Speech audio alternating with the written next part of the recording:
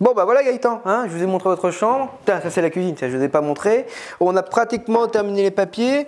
Ouais, ça c'est votre bail. Alors, point très important, comme on va partager l'appartement ici, j'ai pensé à 2-3 règles de savoir-vivre. Un petit règlement intérieur, vous inquiétez pas Gaëtan, moi je suis cool, d'accord? Ici c'est à la bonne franquette.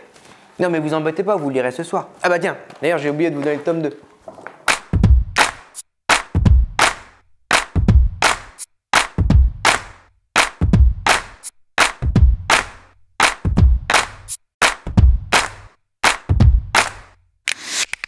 Parce que les charges sont devenues trop lourdes, parce qu'un enfant a pris son indépendance ou tout simplement pour avoir de la compagnie, certains propriétaires choisissent de louer une partie de leur résidence principale, une chambre meublée chez eux.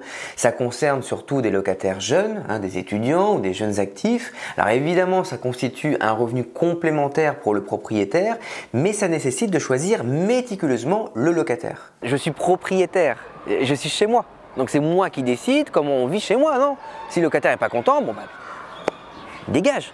Mais justement, pas vraiment. Ce qu'il faut retenir de la location d'une partie de la résidence principale, c'est qu'il n'y a aucune règle spécifique. Pas une, zéro. Voilà. Donc ça veut dire que ce sont les règles de la location meublée classique qui s'appliquent et donc un locataire qui loue une chambre dans un logement a exactement les mêmes droits qu'un locataire qui loue un logement entier. Ça veut dire que juridiquement, vous ne pouvez pas l'empêcher de fumer dans sa chambre, d'y recevoir des amis ou de cajoler son hamster. Bon, en tout cas Gaëtan, mettez-vous à l'aise, déballez vos affaires, vous êtes ici chez moi, chez vous, chez vous, pardon, enfin chez nous du coup. Hein. Vous avez retiré vos chaussures, non?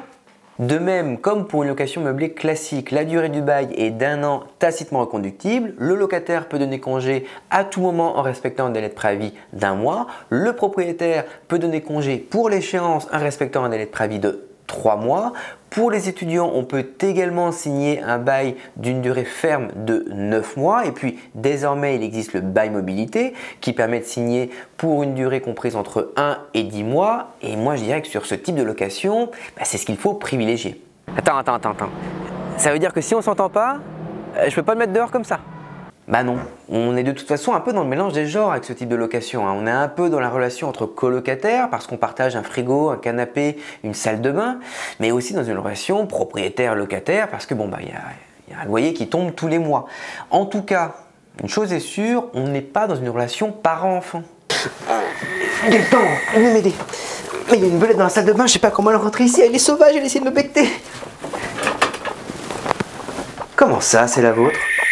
Il faut donc bien choisir votre locataire et ne pas vous en tenir à la solvabilité. Il faut vous assurer que vous aurez un mode de vie compatible parce que vous ne pourrez pas vous en séparer simplement. Si le locataire ne part pas de lui-même, il faudra attendre l'échéance du bail. Et ça peut devenir très lourd. Et comment je fixe le loyer quand je ne loue qu'une chambre? Est-ce que, par exemple, je dis ça, est-ce que j'échapperai pas à l'encadrement des loyers? Sur le loyer comme sur le reste, il n'y a pas de règles spécifiques. Je vous l'ai déjà dit ça quand même. Ça veut dire que en zone tendue, oui, vous devez respecter l'encadrement des loyers à leur location. Si vous êtes à Paris, oui, vous devez respecter les plafonds de loyer. Si vous êtes ailleurs, là, la fixation du loyer est libre. Et sachez qu'en général, le loyer d'une chambre dans un grand appartement équivaut à peu près au loyer d'un studio. Bon, c'est parfois un peu en dessous, mais c'est de cet ordre-là. Alors Gaëtan, vraiment, je fais 50% sur le loyer si vous renoncez définitivement au trip à la mode de Caen. Mais c'est une infection, mon Dieu. Non, les rognons non plus, non. Et quand je loue une chambre chez moi, est-ce que je dois déclarer mes loyers? Est-ce que je suis imposé là-dessus? Oui, ils sont imposés comme tous les loyers de location meublée dans la catégorie des bénéfices industriels et commerciaux, les fameux BIC. Alors là pour le coup, il y a quand même une spécificité.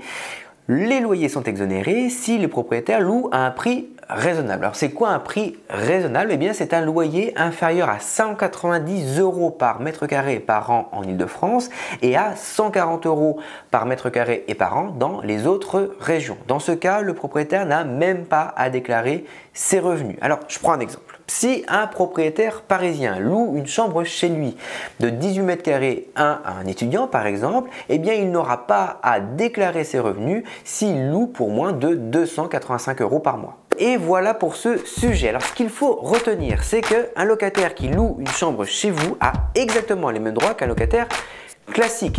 Vous ne pourrez pas le mettre dehors du jour au lendemain et donc il faut prendre quelqu'un avec qui vous pourrez vous entendre. Je vous invite à voir nos autres vidéos et puis à vous abonner à notre chaîne YouTube.